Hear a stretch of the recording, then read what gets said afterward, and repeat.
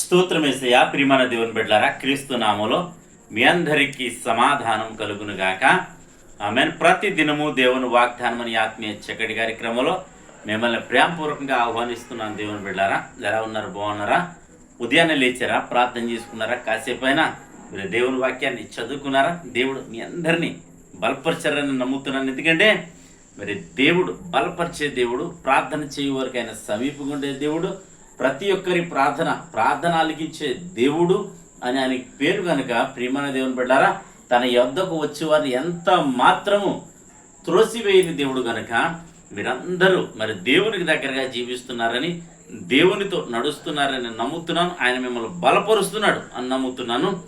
నన్ను బలపరుస్తున్నాడు దినదినము. కనుకనే ప్రతి దినము ఈ ప్రార్థనలు లేదా ఈ వాగ్దానాలు మీకు అందించడం జరుగుతుంది. మరి నా కోసం, నా కుటుంబం కోసం ప్రార్థన చేయండి. మీ అందరి కోసం నేను ప్రార్థన చేస్తున్నాను. ప్రతి దినము దేవుని వాగ్దానం అని ఆత్మీయ చక్కటి కార్యక్రమంలో వాగ్దానాన్ని చదువుతున్నాను. సామెతల గ్రంథము 3వ అధ్యాయం 33వ వచనం. భక్తిహీనుల ఇంటి మీదకి యెహోవా శాపం వచ్చును, నీతిమంతుల నివాస స్థలమును ఆయన ఆశీర్వదించును. దేవునికి స్తోత్రం. ఇక్కడ రెండు వ్యత్యాసాల ద్వారా ప్రభు మనతో మాట్లాడుతున్నాడు. ఇక్కడ భక్తిహీనుల మీదకట దేవుని యొక్క శాపం వస్తుందట, అలాగే నీతిమంతుల నివాస స్థలాన్ని ఆయన ఆశీర్వదిస్తానంటాడు. దేవునికి స్తోత్రం. హల్లెలూయా. మరి ఉదయాన్నే మరి నీ మీదకి శాపం రాకూడదని, నీ మీద ఉన్న శాపం కొట్టివేయబడాలని మరి దేవుడు నీతో మాట్లాడుతూ నీకు ఇస్తున్న వాగ్దానమే ఇది. ఏమిటంటే నీతిమంతుల నివాస స్థలం అంటే నేను ఎలా జీవించాలని అంటే నీతిమంతులుగా, యథార్థవంతులుగా, దేవుని యందు భయభక్తులు కలిగి జీవించాలనే దేవుడు కోరుకుంటున్నాడు. కనుక ప్రియమైన దేవుని బిడ్డలారా, మరి ఈ దినం మనం ఏ పరిస్థితిలో ఉన్నాం? భక్తిహీనతలో ఉన్నామా? జాగ్రత్త, దేవుని శాపం మన మీదకి వస్తుంది.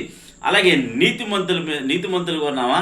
మరి శుభవార్త ఏమిటనంటే మరి నీ యొక్క నివాస స్థలాన్ని ఆయన ఆశీర్వదిస్తానంటాడు. కనుక మరి నీతిమంతుడిగా ఉండి నీతి నిమిత్తం ఆకలి దప్పులైనా సరే మరి పర్వాలేదు, ఎందుకంటే మనం తృప్తిపరచబడతామని దేవుని వాగ్దానాలు ఉన్నాయి కనుక మరి నూతన నిబంధనలో ప్రతి ఒక్కరూ మరి ధైర్యం తెచ్చుకోండి.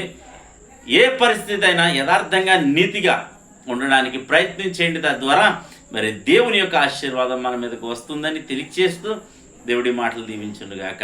ఆమెను ప్రార్థన చేసుకుందాం. స్తోత్రము తండ్రి, వందనాలు యేసయ్యా.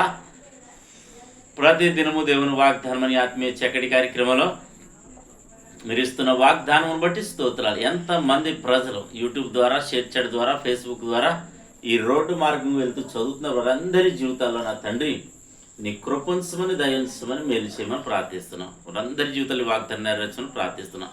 అలాగే ప్రభా, మా గ్రామాన్ని, మా రాష్ట్ర, మా దేశాన్ని కాపాడమని, సరిహద్దుల్లో నెమ్మదిని దయచేయమని ప్రార్థిస్తున్న ఈ సమయంలో రోగులు ఎవరైనా ఉంటే వారందరినీ కూడా మీరు స్వస్థపరచమని ప్రార్థిస్తున్నాను, దీవించమని ప్రార్థిస్తున్నాను. ఏ బలహీనత అయినా, ఏ వ్యాధి అయినా వారి క్రీస్తు రావులు స్వస్థపరచమని ప్రార్థిస్తున్నాను. ఈ దినము తండ్రి నాయన గర్భంలో దయచేయమని, వివాహాలు జరిగించమని, యవనస్తులకి తండ్రి ఉద్యోగాలు చదువుతున్న బిడ్డలకు తోడేయడమని నాయన ప్రతి ఒక్కరిని ఈ దినం నూతన ఆశీర్వాదాలతో మీరు బలపరచమని, ప్రతి నివాస స్థలము నీతిమంతులుగా జీవించి ప్రతి ఒక్కరూ నీ యొక్క ఆశీర్వాదాన్ని పొందుకునే కృపను అనుగ్రహించమని, ఈ దినం ఎవరైతే మ్యారేజ్ డే, బర్త్డే జరిపించుకునే వీళ్ళందరికీ క్షేమాన్ని, సమాధానాన్ని ఈ సంవత్సరం అంతా నీ దయకిరీటాన్ని ఉంచమని క్రీస్తు నామములో ప్రార్థన అడుగుతున్నాం పరమ తండ్రి.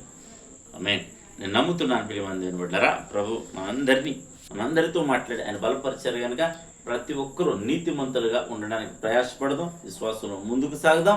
తద్వారా దేవుడు మనల్ని దీవించునుగాక. అలాగే ఈ దినం ఎవరైతే మ్యారేజ్ డే, బర్త్డే జరిపించారు మీ అందరికీ క్రీస్తు నామములో నా శుభాలు తెలియజేసిన దేవుడు నిన్ను, కుటుంబాన్ని నిండుగా మెండుగా దీవించునుగాక. ఆమేన్.